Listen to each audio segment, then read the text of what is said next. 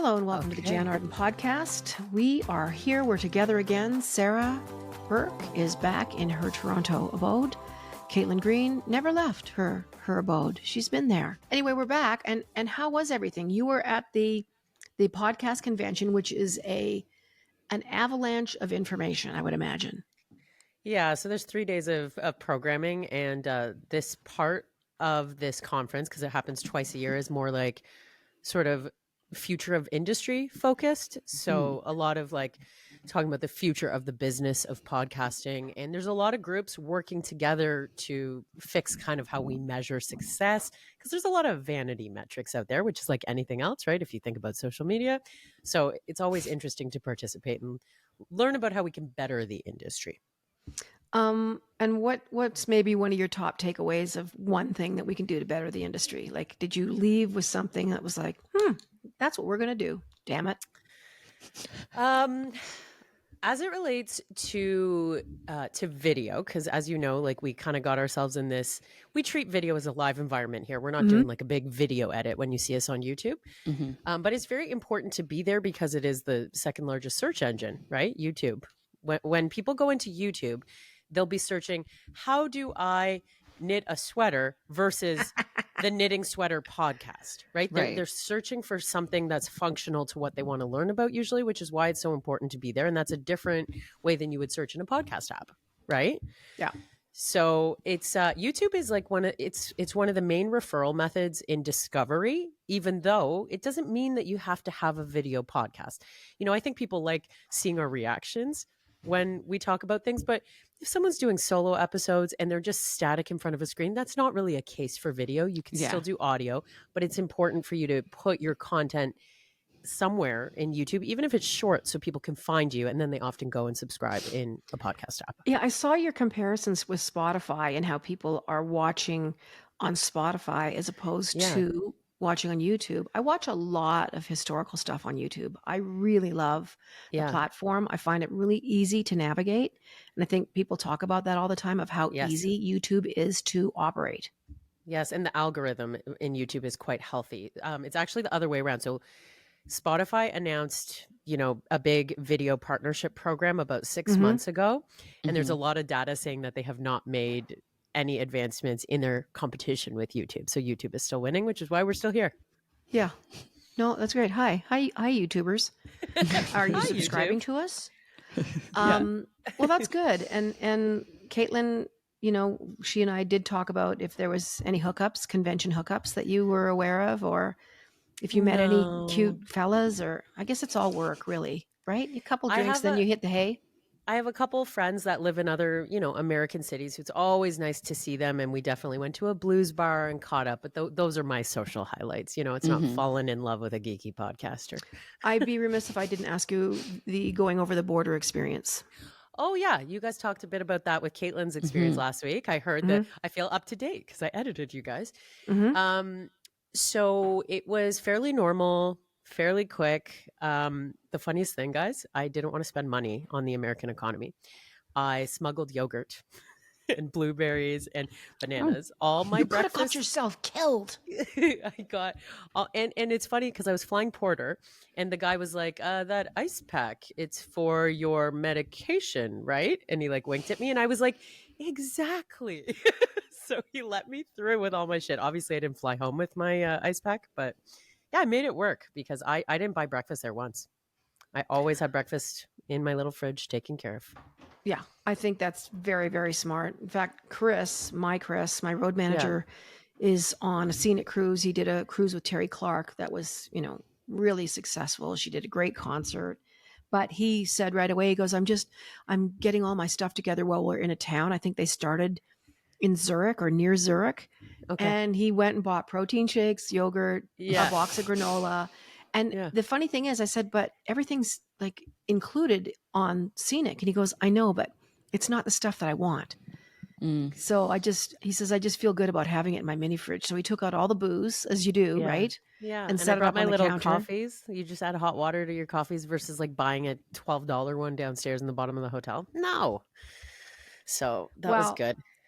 It is good. I love having my Yeti cooler with me when I'm traveling on the road, and I usually do breakfast and lunch out of that crazy cooler. And Yeah. everything stays cold. I've got oat milk in there. I've got vegan cheese. I've got, just stuff. It's so Yeah. much easier than, can we find a Subway? Can we go get a Yeah. freshie? Like sometimes it's just hard finding stuff and you The don't want to one go out. the one border guy, this was going into Chicago at Midway Airport. I flew in the smaller airport. Um, he was like, "What are you here for?" And so I'm not lying. I'm like, "Work. Mm. It's a conference." What kind of conference? A podcast conference. He like laughed in my face. He's like, "There's a conference for that." And I was like, "Yes. Ask all of these people in line behind me." And he's like, "Show me." So I like showed him the app, and then he was like, "Okay, go ahead, nerdo." Like he was like calling me a nerd. It's Well, actually a funny experience. I think it's really great that you go, and I'm glad it wasn't too bad going over, and I'm glad he laughed at you for a Yeah. podcasting. So you guys, I just want to jump to the obvious thing here. White Lotus is since Mm. it's airing its finale. I have not watched it Me as So neither. of no spoilers. the recording day. I have not watched it. No spoiler alerts, but Sarah's saying that it was a bit underwhelming. You would say, is that your word? Don't even talk about it. That's all I said. You haven't for watched me. it either, Caitlin? No. Okay, I so thought neither of both us of you have. would for sure be up watching I that haven't last had night. time. Okay. Yeah, I didn't have time either. I didn't But have time. I'll have watched it by the end of day today. So I've avoided the internet and social media because I know my algorithm knows that I watch White Lotus and it's going to just continue to give me spoilers and memes. And so I'm avoiding all of it. Okay, guys, I did put out a White Lotus post yesterday in Patreon just to see. What was the gist of that? Yeah. Well, I just said, do you have any comments on White Lotus? I'm doing a scan right now to make sure there's no spoilers before I read it, and this seems pretty okay. And I said, and let us know if you have any questions for the show tomorrow. So we have a couple things here. If you want me to read a Okay. few. Yeah. Kylie wrote, "Hi, my highlight this weekend besides the White Lotus finale was being at a dance competition, watching the lyrical dance session and a group dance to Jann's Hanging by a Thread." Oh God, the most depressing song in the world. Lyrical what are is they- appropriate for that, though. Of all the competitions I sat through, it was the first time I had heard a Jann song. It was a nice surprise. And I had a nice cameo from Jann for my March B day, and I'm enjoying the book club. Definitely getting me out of my book comfort zone. Have a great week. Oh wow, That's nice. that's amazing. It And really then, is a very, very sad song, but I think it would. When I think about the emotional scope of that song and what you could do with it, and I have seen one dance video before from So You Think You Can Dance quite a few years ago, and it made me cry. And not because of my song, because the dancing, how people move their bodies in the ways that they move them, and they can emote like that, and you can literally, it's languageless. There's no language to it. It's just watching something. It doesn't matter if you're from Africa or Iceland. You can watch a dance piece and be struck in the exact same way. And I do like that as a medium. I think it's pretty cool. Yeah. We got a lot of comments about supporting Canadians in many ways. Like, I think I saw something about, like, Caitlin and I maybe not meaning to support the American economy here. And then also with Book Bag. And well, we are pleased to have a Canadian author for this next one. So we're going to talk a lot more about that in the weeks to come, but we're working on all you that saw a lot of stuff. comments about me supporting the U.S. economy? Well, but like between the two of us traveling in the U.S., like it seemed like someone mentioned that it seemed like we were, going for fun. And Yeah, I was going for fun. My friend lives there. Yeah. I actually saw you responded to that person, so I think you saw the comment. But and I was actually on a panel at the conference about Canadian opportunities in podcasting. So I was like waving my that's us. waving my if flag. you want to wave the Canadian flag, you're listening to a Canadian podcast supporting all Canadian creators. So, Jann, did you get your visa? My visa? Have you not heard about all this? My gig got canceled. Oh, yeah. Was this in the Patreon content last week? Because that I haven't. No, it wasn't. I think. Did we speak about it on the podcast, Caitlin? Now I'm like, were we recording that? Because like you and I for sure talked about it. Okay, but we so must this not is have what happened. the company was a Canadian company. Yeah. This job was in Florida. It was in Miami. I was to leave. We're recording on the 7th. So I was to leave tomorrow, go to Toronto, sleep overnight in my condo, fly out on the 9th in the morning, meet Chris, do the job the 10th, and then fly back the 11th. But this company just said, they didn't go into specifics, but they just said that they're going to not be holding the conference. I don't know how many delegates there was going to be, but I think there was obviously a lot of Canadian delegates. It was a Canadian company that were feeling a little uncomfortable going down. There might have been some issues with just how they felt about maybe they needed to get visas. I don't know. I can't imagine you having to get a visa to go and sit at a conference. So it was canceled. And I felt bad. I felt bad for the people who had hired me and all the work that they did leading up to this. Because as you know, those conferences, it's not like they do the stuff the day before. It's months and months and months of planning. It's so much So planning. I felt bad for them. And I hope that they, do a reboot. I hope that this stuff does get sorted out. I mean, right now, the entire world is losing trillions of dollars. It seems like every single day on the stock market. And which I don't understand at all. I'm obviously not an economist, although I've slept with one. No, I haven't. I'm making that up. But I'm not going. And I did get the visa, so I've now. Oh, you did end up you got it. I got it about 10 days ago. It came through, and I'll remind everyone again, it was over $3,000 US for each, Chris and I, and we do not get that back. Oh, so damn. That's done. That's okay. I mean, what can I do? There's bigger problems in the world, and that's the cost of doing business sometimes. But so I'm not going. That's the update. Yeah. Yeah, it'll be, I mean, the economy, oh my gosh. And I mean, it was so top of mind when I was down there, obviously amongst everyone being like, how will the tariffs affect everything in our lives as people who are living in the US with the cost of day-to-day goods? Because I do think the campaign by maybe the Democrats, but certainly by the Canadian government, because they were buying giant billboards in parts of the US to say that a tariff is a tax on you. Like, you pay it. It's not going to be the other countries. It's going to be an increase. They're trying to educate them, aren't they? And I think a bit of it worked because, they were anticipating that bananas were going to be a fortune because of all these tariffs against Peru, which is the primary source of bananas in the US. And all these things that have been very closely tied together with the trade agreements that we've had in place for decades. I think people started to kind of they're freaking out. I would imagine that that sentiment has only been amplified by about 1 million. Case in point, all the protests that happen in so many American cities. I think it was yesterday. Yeah, the hands-off protests. People are getting it. They are.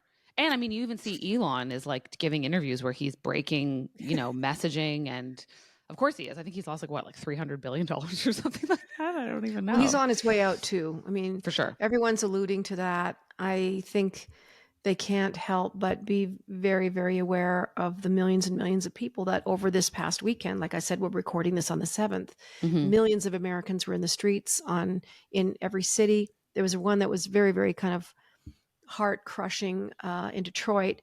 They were using megaphones to yell across to Windsor at Canadians that were also flag. holding up. Yep. They were holding up signs. They were going USA. And it was to support people who are suffering because of these tariffs and because of the policies. They're wiping out the Board of Education, and they're just doing things with people's pensions and people's life savings. Now, obviously, when you talk about tariffs, a lot of people, because of, and I will claim ignorance on this too, I'm not going to sit here and tell you that I understand the intricacies of that. But I know that my friend, one of my dear friends who's retired last year, is drawing on her portfolio. And what I mean by that is that she has invested a lot of years and a lot of money into, the stock market. And there's a way of, whether it's $1,000 a month or whatever people can afford. And it's really, really scaring the shit out of her because her guy is telling her, if you don't have to draw this month, I recommend you don't, because she's lost money across the board. Yeah, everyone has. Everyone's portfolio has taken a hit. And you look at the wealthiest. You look at the wealthiest people in the U.S. And if the wealthiest people in the U.S. are taking a loss, the only guy who's out on top is Warren Buffett. I mean, he just moved everything around and he's invested everything in gold and he's holding cash and I don't know, this guy's an oracle. He must have seen it coming. So he's the only one who's fine, but everyone else is losing a ton of money. I don't even want to look at my portfolio right now. I'm not going to. There's just no point. Everyone is going to be in this destabilizing roller coaster, which we already, I feel like, just experienced yesterday from the pandemic, the economic fallout, the amount of debt the government's racked up. If you thought our supply chains were delicate before, this is going to really change things. So the question is, will Trump and his team take any off ramps that are presented to them? That's what everyone's hoping for. Will that happen? Nobody knows. But yeah, I felt like I left my time in the US feeling like the US citizens were more, that I at least encountered, were more aligned with Canadians than ever. They were apologetic. I felt that too. They were apologetic. And I really was like, this is the thing that could get him. It's not letting the divisiveness, the anti-US, anti-Canada, like, do not get it twisted. Canadians and Americans are so similar. We have such a great, amazing history of friendship, and we will get back there because there is really very little desire on the part of the average US citizen to see this through. They don't get it. The Ubers, oh my God, the Uber drivers, you get in, hey, where are y'all from? Canada. We're so sorry. We love you. We love you guys. I heard when I was editing last week, I was like, I had the same experience. You think we say sorry? I'll tell you. I heard a lot of sorries. God, I think 2 Uber drivers I had, I was close to inviting them into the restaurant for pizza. I loved them so much. Like, I know. Yeah. They were great. No, we Americans and Canadians, move this current administration aside or any political stuff that's happened in the last however many years.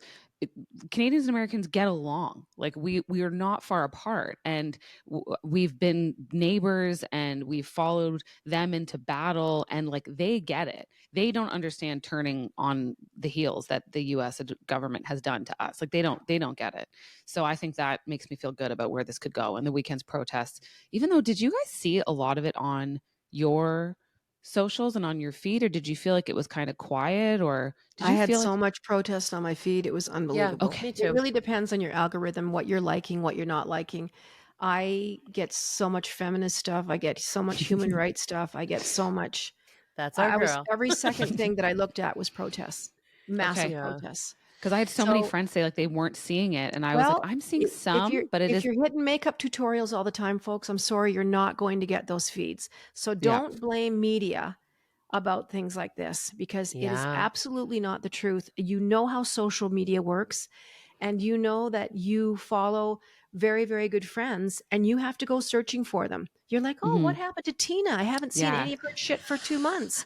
And then you go hit Tina. She's got 60 posts. You have not seen one of them. So I'll tell you right now, if you're doing, like I said, if you're hitting monkeys and orangutans and all that stuff, which I do too, that sounds like a White Lotus thing. And you've got to respond, not only but you have to hit a comment.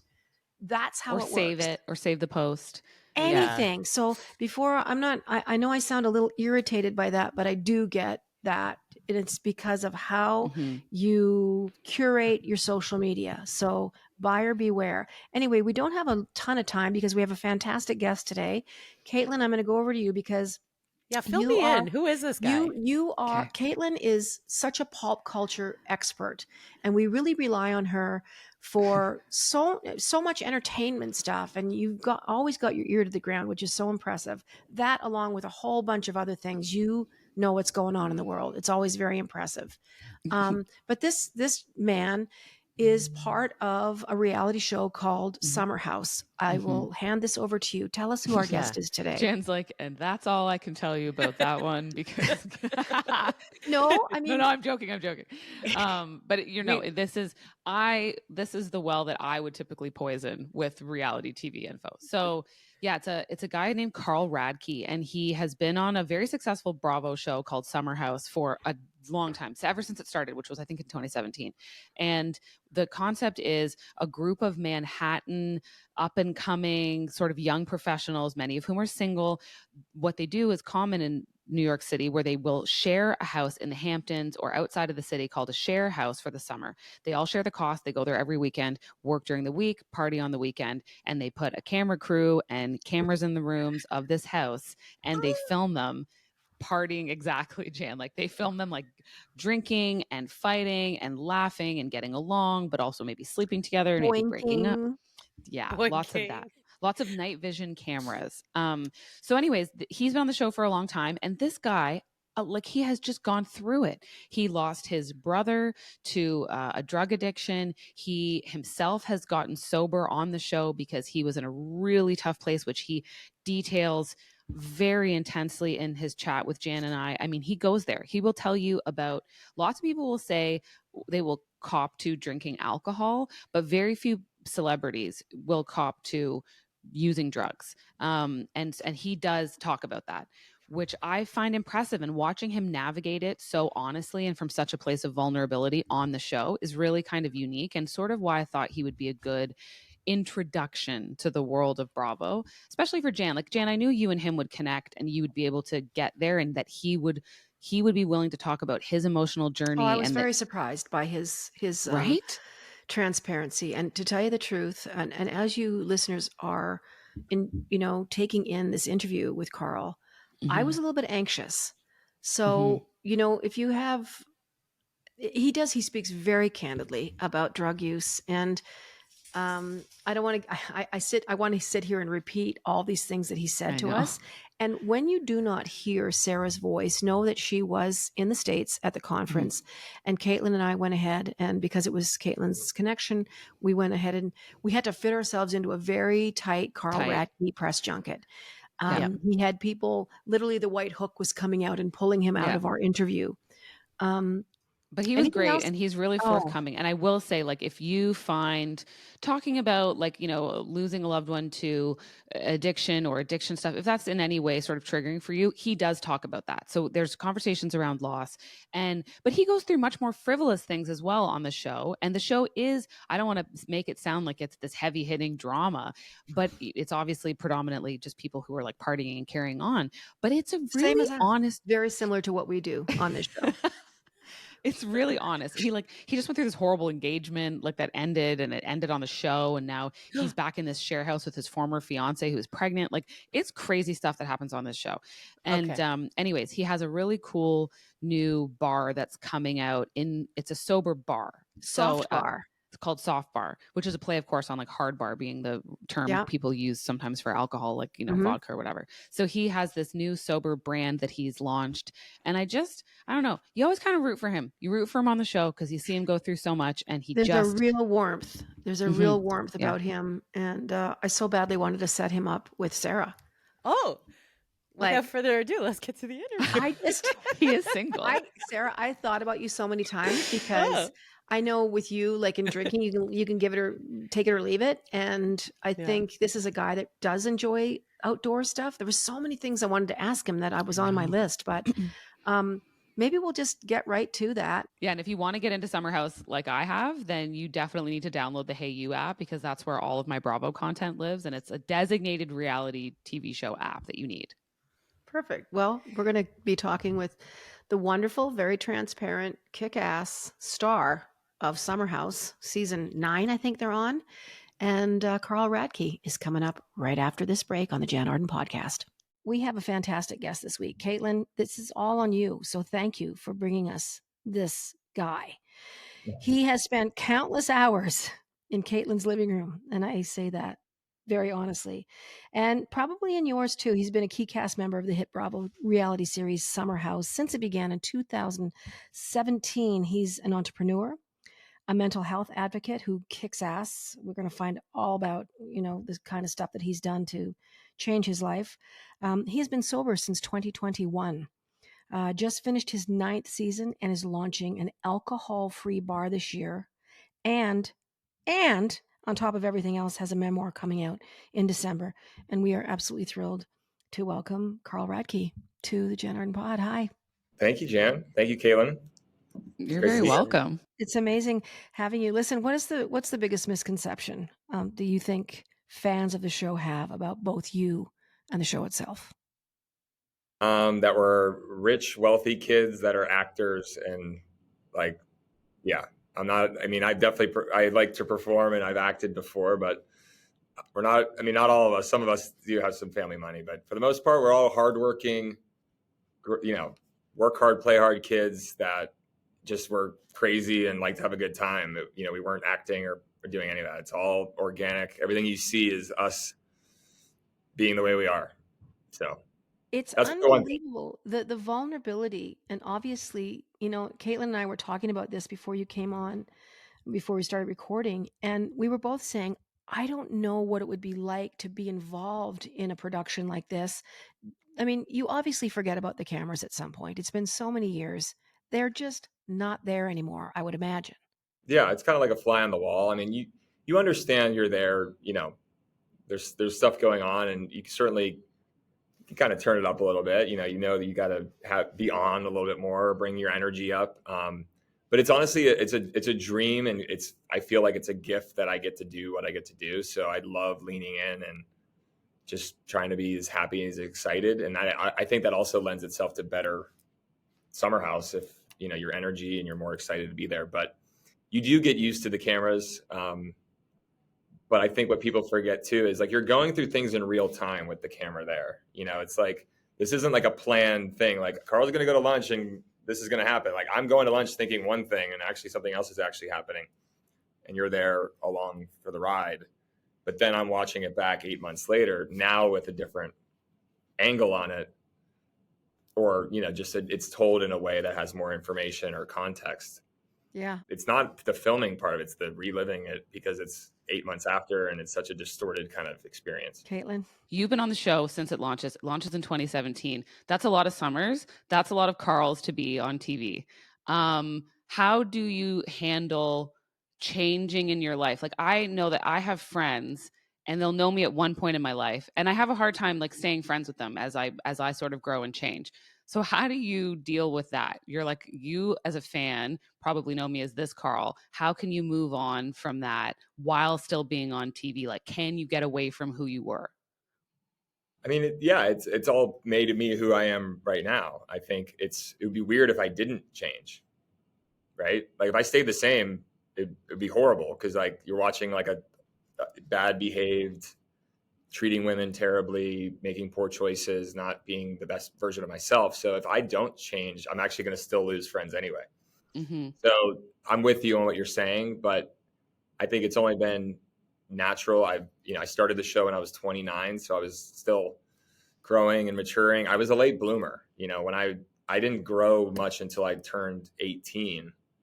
So I've just matured maybe a little bit slower, but I kind of grew up on the show in a way, so I think each summer you're kind of seeing me as a more refined or evolved version of the year before. So I don't think it doesn't bother me if someone is expecting to be the same a-hole I was in season 3 or 4. If anything, I have a new opportunity to prove them wrong because based on what they think of me, it's actually a way better version in real life or currently. Do you think being on TV expedites that process? You make an interesting point of the changes that you go through constantly. I mean, would have nothing to compare it to because I've never experienced what you're experiencing. But in your mind, do you think that it has sped up the process of growing up, of becoming a better version of yourself? Yes, 100%. I mean, Okay. I don't think I realized it at the time, but every summer you're basically going into the summer and the things that you're being asked tough questions about your life or where you are in your life, whether it's your job, your career, your family, your relationships. And I think it's a mirror into your life that if you use it or allow it to kind of come into your life in the right way, it actually can be very beneficial. For me personally, my experience of watching myself back drunk, acting terribly, I was on Adderall sometimes. You could see veins popping out of my neck and my face. I was not sleeping a lot. I was partying like crazy. I'm an alcoholic and a cocaine addict, like no doubt. So yeah, I mean, it was a mirror into my life that I wasn't ready to see yet. But had I not taken that seriously, I wouldn't be talking to you right now. I wouldn't be alive. Like that's I just wonder if that helped in that journey too with sobriety. 100%. Not everyone gets an opportunity. I mean, obviously, I can kind of harken back in my mind to the David Hasselhoff moment when he's with his daughters eating a hamburger laying on the rug. It was like sort of a pivotal moment for him to see himself with his kids. But to see like 45 hour at a time episodes of your behavior, that that says a lot about you and your strength and your ability to be forgiving of yourself. Like I need to say that to you because it's very impressive. A lot of people might never even want to look at those things. Like, I don't want to see it, that kind of a thing. No, I mean, I'm not gonna sit here and say it was easy. I Yeah. think the pain and shame and embarrassment and guilt about my behavior and things that I put on display, I'm still working through some of that. I mean, there's stuff that it's just not who I am. I'm not proud of how I've represented myself and how I've treated other people. And yeah, so it's painful at times, but I've taken it seriously. I really care how I treat other people. I really care about how I, contribute to the group of friends. And yeah, I mean, I had to be honest with myself about what was really going on. And to your point about David Hasselhoff, I mean, I knew anybody who knew me has experienced like my crazy party boy stuff, but I always thought I was the man. It was the cool guy, everybody liked me, but then you watch it back on TV and I'm like, I even hate myself. I did. This is true. Like seasons 1 through 4, I would watch the show back and drink alcohol and do cocaine while watching the show because I just was unable to really deal with what I was watching. And of course, here I am watching myself act crazy and then I'm acting crazy. And there's no healing in that at all. I was just making it worse and worse. So that's what I was such a doing. weird, like, inception level moment. Well, and how do your so there's the people who you're on the show with, obviously, and they know how the filming and everything is.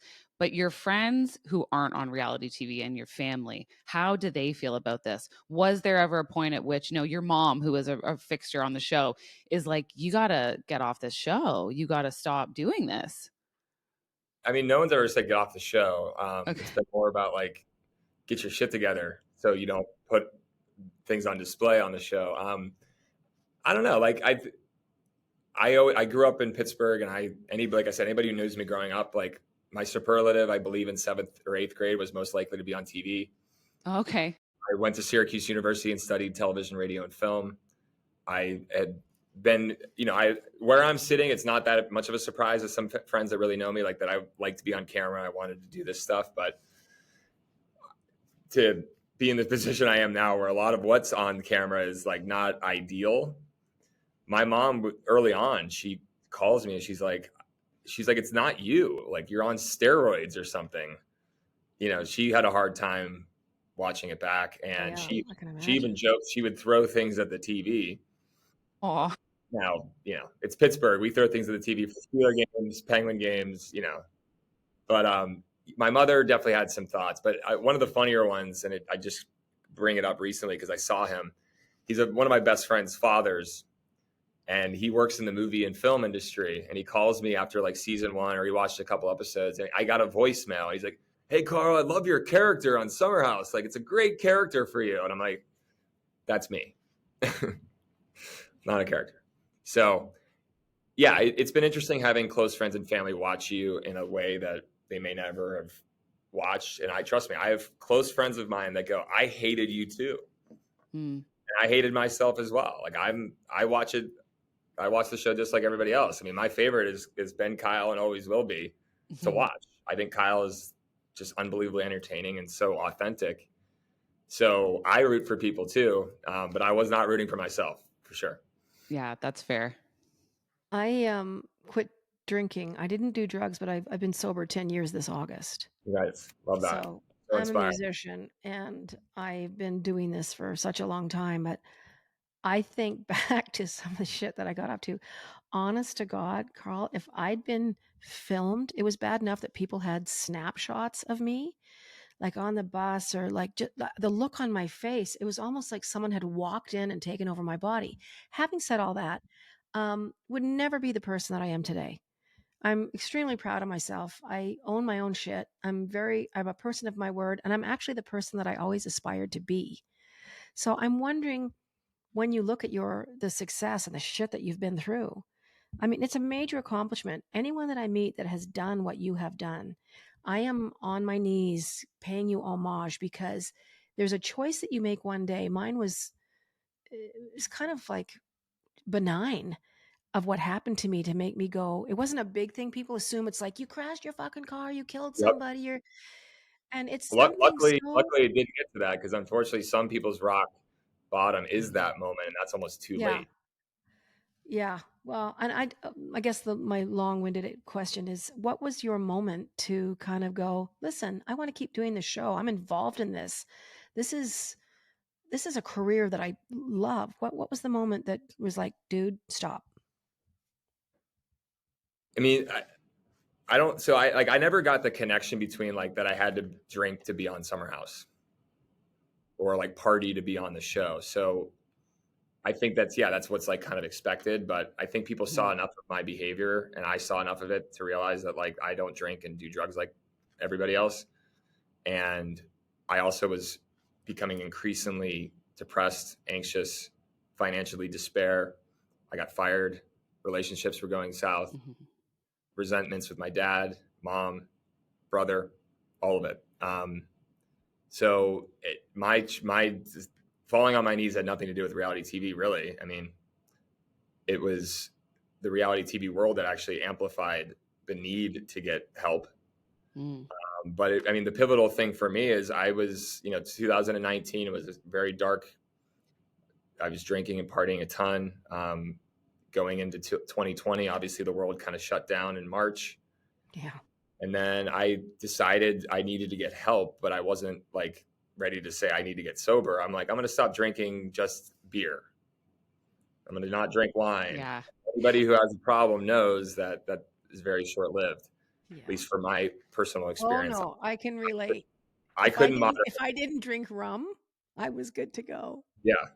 If I didn't drink whiskey or vodka, I was fine. But I hear you. But over time that didn't work. But 2020 was a rough year for a lot of people, a lot of isolation. But I took that as a starting point of trying to get my shit together. But Good for you. it wasn't until later that summer, I was in the summer house and I got a phone call that my brother had overdosed and died. So that was for me a huge kick in the balls and just like our family tragic beyond belief. And I sound matter of fact about it right now, but it's been one of the hardest things I've ever been through in my life. But was he older, piggybacking, younger than you? he was 5 years older than me, 5 years. and had a long career of drug issues and mental stuff. But we both were kind of in parallel paths. He struggled with other substances. Mine were kind of the cool ones. His are like the ones you're like, oh my God, that's so like horrible, even though we're both equally horrible. But So it's funny how some are very socially acceptable. Yeah. And kind of cool and party drugs. And then there's some like that are completely off the table. And then now you've got a problem. It's funny. That's a really great point you make about how people perceive certain drugs. Totally. And I, kind of had the perception like you're less than if you're that. And totally. Everybody does. So I mean, after, we lost my brother, I went on just an absolute just terror of trying to heal the sadness and the depression and the anxiety of it all. I couldn't believe that not only my brother was gone, but also I found out while filming the show.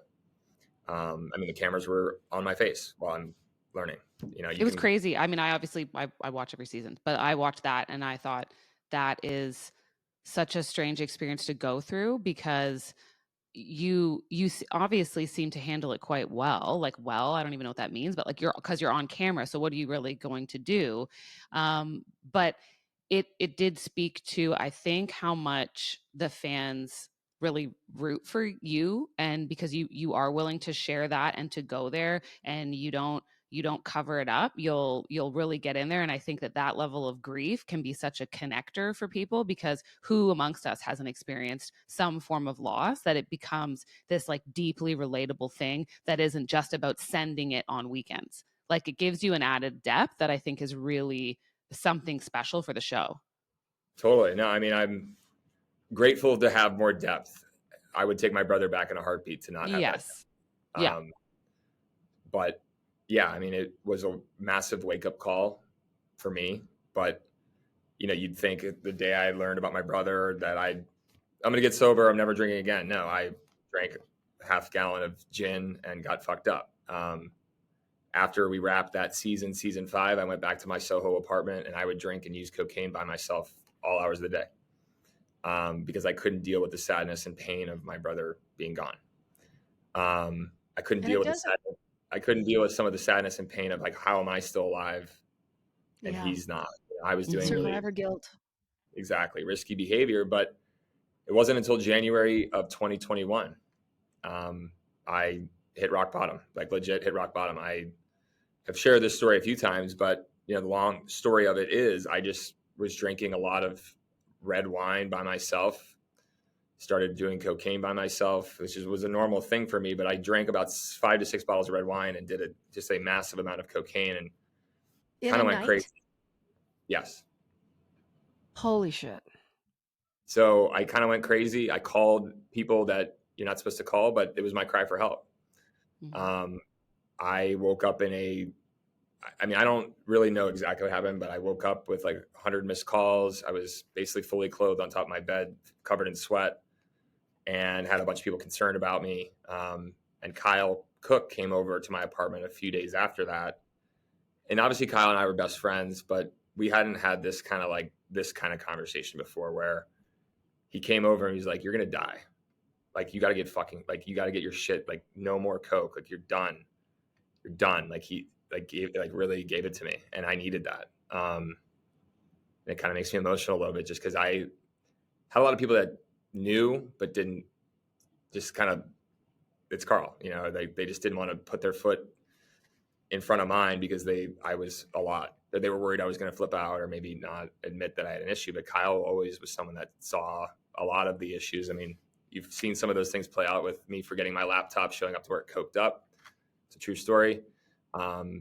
Many of those stories are all actually true, but Kyle was always very willing to give me grace. He's always willing to help me. He knew who I was inside. And I think he just had to tell me, like, it was tough, but I needed to hear that. So I haven't touched alcohol or hard drugs since that day, January 6th, 2021. With so much growth happening, obviously, and growth happening on the show, everyone's getting older. Do you think that the show, because the theme of it being like summer house, we're all going to go in this share house and go out every weekend. Do you think the theme of it could ever pivot a little bit more to focusing on your day-to-day lives in the city? Because you're launching Soft Bar. There's a lot going on in the city more than just partying in the summer house. Do you think that would ever be like a natural pivot? I mean, I think so. I mean, it's funny, like, we do film a fair amount in the city. It's just what gets used and what kind of makes sense.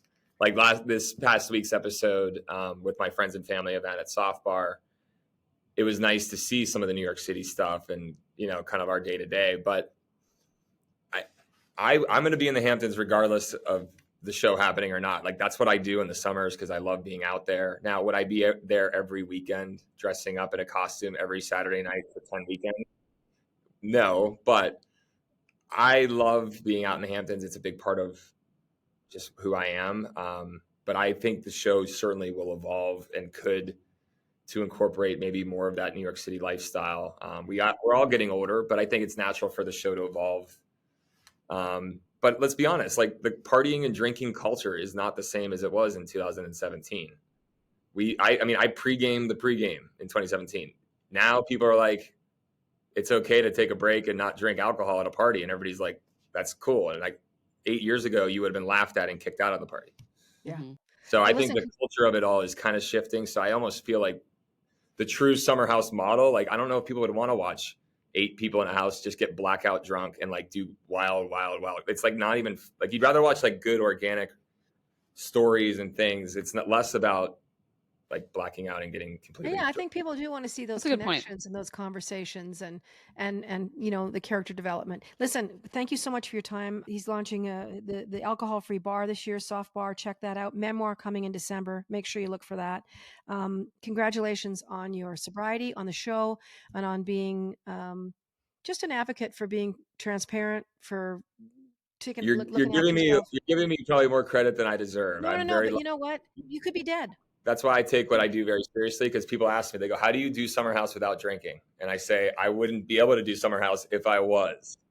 Well, congratulations on everything. Carl Radke has been our guest today on the Jann Arden podcast. Thank you. And Caitlin, I appreciate the kind words. Thank you. Positive vibes back. Thank you for rooting for me. It means a lot. Thank you so much, Carl. Thanks, Carl.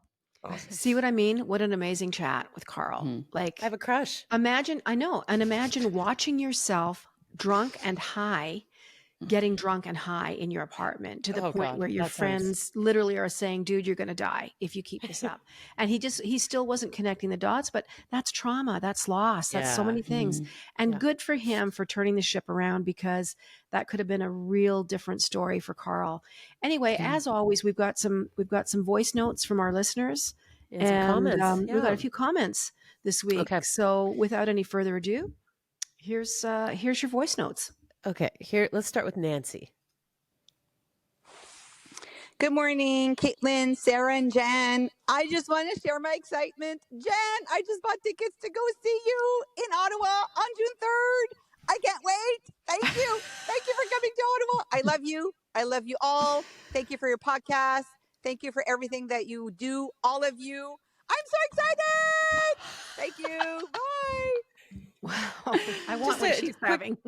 I was just going to say, as someone who used to work in radio, that's like the radio winner that you crave when you give something away on the air, because they are genuinely so excited. This Oh, one is thank a you, Nancy. response.